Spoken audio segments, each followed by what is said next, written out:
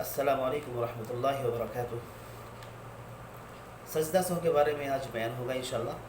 سجدہ سہو کو مانتے ہیں بھول کا سجدہ، اور یہ کب اور کس وقت واجب ہوتا ہے، کن صورتوں میں واجب ہوتا ہے، میں آپ کو بعد میں بتاؤں گا۔ پہلے آپ یہ سن لیں کہ مصلی یعنی نماز پڑھنے والے کی شرعاً 3 قسمیں ہیں۔ نمبر 1 منفرد یعنی اکیلے نماز پڑھنے والا، نمبر 2 مسبوق یعنی کچھ نماز امام کے پیچھے پڑھا، کچھ نماز اپنی اکیلے پڑھا، نمبر 3 مقتدی۔ تو مقتدی کا احکام یہ نہیں ہے، یہ مسبوق اور منفرد کے احکام ہیں۔ سجدہ سہو عموماً 3 چیزوں سے واجب ہوتا ہے، یہ بات یاد رکھیں۔ نمبر 1 کمی یا زیادتی، نمبر 2 شک میں پڑھنا، نمبر 3 فصل بالاجنبی۔ کمی یا زیادتی کا مطلب یہ ہوتا ہے کہ نماز کے اندر جیسے واجبات ہوتے ہیں یا فرائض، اس میں اگر کمی یا زیادتی ہوئی ہے تو اس سے سجدہ سہو واجب ہو جائے گا، یا شک میں پڑ جانا، چاہے وہ سجدوں کے بارے میں ہو چاہے وہ رکعات کے بارے میں ہو، تو اس سے بھی سجدہ سہو واجب ہو جائے گا۔ فصل بالاجنبی کا مطلب یہ ہوتا ہے کہ اگر آپ نے سورہ فاتحہ پڑھا اور اس کے بعد پھر آپ شک میں پڑ گئے کہ آپ نے سورہ پڑھی ہے یا نہیں پڑھی ہے، اور آپ اتنے دن خاموش رہے، اتنی دیر آپ خاموش رہے کہ آپ میڈیم طریقے سے 3 دفعہ آپ سبحان اللہ کہہ سکتے ہیں، تو یہ فصل بالاجنبی ہو گیا ہے، اور اب آپ کے اوپر سجدہ سہو واجب ہو جائے گا۔ تو بخاری اور مسلم شریف میں حضرت ابو ہریرہ رضی اللہ تعالیٰ عنہ سے روایت ہے کہ اللہ کے نبی نے فرمایا کہ جب تم لوگ نماز کے لیے کھڑے ہوتے ہو تو شیطان تمہیں مغالطے میں ڈالتا ہے، تو اس لیے ہم غلطیاں اکثر کرتے ہیں۔ تو 8 ایسے مواقع ہیں تقریباً کہ اگر ہم اس میں کمی یا زیادتی کرتے ہیں تو ہمارے اوپر سجدہ سہو واجب ہو جائے گا، لیکن یہ بات ہمیشہ یاد رکھنا، جو بھی غلطی آپ کر رہے ہیں اس کا ازالہ اور اس کا تدارک اسی نماز کے اندر پہلے کریں، پھر سجدہ سہو کریں گے تو نماز آپ کی ہوگی، ورنہ نماز آپ کی نہیں ہوگی۔ نمبر 1 4 رکعت والی نماز میں یا 2 رکعت والی نماز میں 3 رکعت والی نماز میں آپ اگر 2 رکعت میں نہیں بیٹھے اور ڈائریکٹ آپ کھڑے ہو گئے، بعد میں آپ کو یاد آیا، کوئی بات نہیں، سجدہ سہو کریں، نماز آپ کی ہو جائے گی۔ تعداد میں شک میں پڑ جائیں 4 رکعت والی نماز میں کہ ہم نے 4 پڑھی ہے یا 3 پڑھی ہے، 4 پڑھی ہے یا 3 پڑھی، تو 3 پہ عمل کریں اور پھر اس کے بعد 1 رکعت کمپلیٹ کرنے کے بعد سجدہ سہو کریں۔ اگر آپ نے کم پڑھی ہے بعد میں اس کو سجدہ سہو کریں گے تو وہ نماز کمپلیٹ ہو جائے گی۔ جیسے کہ آپ کو یہ بات شک میں ہے کہ آپ نے 3 ہی رکعت پڑھی اور آپ کب اور یہ کب ہو رہا ہے، جب آپ سلام پھیرتے رہے اس وقت ہو رہا ہے، تو آپ ایسا کریں، آپ اگر آپ نے کسی سے بات نہیں کی ہے، آپ نے کہیں آپ باہر نہیں گئے ہیں، تو آپ اس وقت اس نماز کو 1 رکعت پوری کریں اور سجدہ سہو کریں، نماز کو پوری کمپلیٹ کریں۔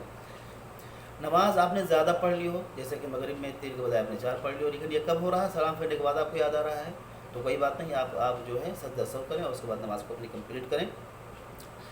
نمبر 5 سجدوں کی تعداد آپ بھول گئے ہوں کہ آپ نے 2 سجدے کیا ہے، 1 سجدے کیے ہیں، تو آپ 1 والے شک میں آپ اس پر عمل کریں، کیونکہ 1 میں 2 داخل ہے، اس کے بعد پھر آپ سجدہ سہو کریں اور نماز کو اپنی کمپلیٹ کریں۔ جہری یا سری نماز میں نمبر 6 جہری یا سری نماز میں مخالفت کر دینا۔ دین والی نماز میں آپ زور سے قرات اگر آپ نے کر دی، کم سے کم 3 آیت پڑھ لی، تو آپ سجدہ سہو کر کے آپ نماز کو کمپلیٹ کریں۔ اسی طریقے سے سری نماز جو ہوتی ہے جس میں خاموشی سے پڑھا جاتا ہے اور آپ اس میں قرات کر رہے ہیں زور زور سے، تو آپ کے اوپر سجدہ سہو واجب ہوگا۔ یا جو جہری نماز ہے جس کے اندر جو ہے ہم زور زور سے قرات کرتے ہیں، اگر آپ نے وہاں پر سرن آپ نے 3 آیت کم سے کم پڑھ لی ہے، تو پھر سجدہ سہو کریں، نماز کو کمپلیٹ کریں۔ رکوع یا سجدے میں قرات کریں، نمبر 7 یہ ہے،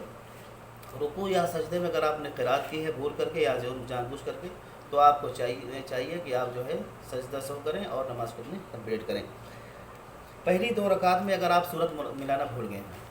چاہے وہ 3 رکعت والی نماز ہو یا 4 رکعت والی نماز ہو، اگر پہلی 2 رکعت ہے اس میں آپ نے سورت نہیں ملائی، سورہ فاتحہ کے بعد میں آپ کو یاد آ رہا ہے، تو آپ سجدہ سہو کریں اور اس کے بعد آپ نماز کو کمپلیٹ کریں۔ تو یہ مختصراً آپ کے سامنے عرض کیا ہے، باقی تفاصیل کے لیے آپ مجھ سے رابطہ کر سکتے ہیں میرے واٹس ایپ نمبر پہ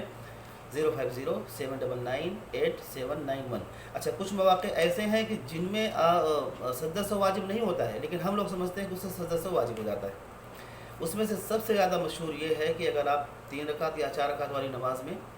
آپ 2 رکعت پر آپ نے تشہد کے بعد درود شریف پڑھ لیا، تو آپ کے اوپر سجدہ سہو واجب ہو جائے گا۔ حالانکہ سب بالکل بھی نہیں ہے، کسی بھی حدیث میں، کہیں ضعیف حدیث میں بھی یہ چیز نہیں، اس کا ذکر نہیں ہے کہ اگر ہم نے درود شریف پڑھ لیا تشہد کے بعد 2 رکعت پہ بیٹھ کر کے، تو ہمارے اوپر سجدہ سہو واجب ہو جائے گا، ایسا کہیں پر بھی نہیں ہے۔ صرف ایک خواب کو حضرت امام ابو حنیفہ رحمۃ اللہ علیہ کی طرف منسوب کیا جا رہا ہے کہ انہوں نے خواب میں دیکھا تھا، تو کہ اگر ہم تشہد کے بعد درود شریف پڑھنے کے تو ہمارے پر سجدہ سہو واجب ہو جائے گا، کئی حدیث سے یہ چیز ثابت نہیں ہے۔ اچھا،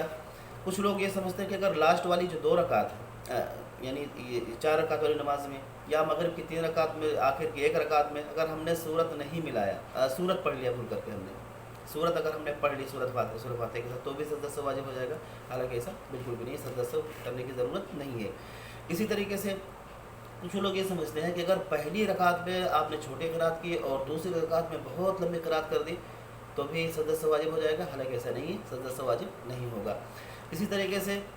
سورت اگر آپ نے ایک سورت کا فاصلہ کر دیا، کوئی مثال کے طور پر آپ نے پہلی رکعت میں سورہ لہب پڑھ دیا، سورہ اخلاص کو چھوڑ کر کے آپ نے سورہ فلق پڑھ دیا دوسری رکعت میں، تو لوگ سمجھتے ہیں کہ سجدہ سہو واجب ہو جائے گا، حالانکہ ایسا بالکل بھی نہیں۔ تو بہت سارے اغلاط العوام ہیں، میں جن کو بیان کرنا نہیں کر سکتا، وقت نہیں ہے، تو اگر اور باقی اور تفصیل کسی کو اگر چاہیے تو وہ رابطہ کر سکتا ہے۔ اللہ تعالیٰ سے دعا ہے کہ اللہ تعالیٰ ہمیں عمل کرنے کی توفیق عطا فرمائے اور حق بات بولتے رہنے کی توفیق عطا فرمائے، آمین۔ وآخر دعوانا الحمد للہ رب العالمین۔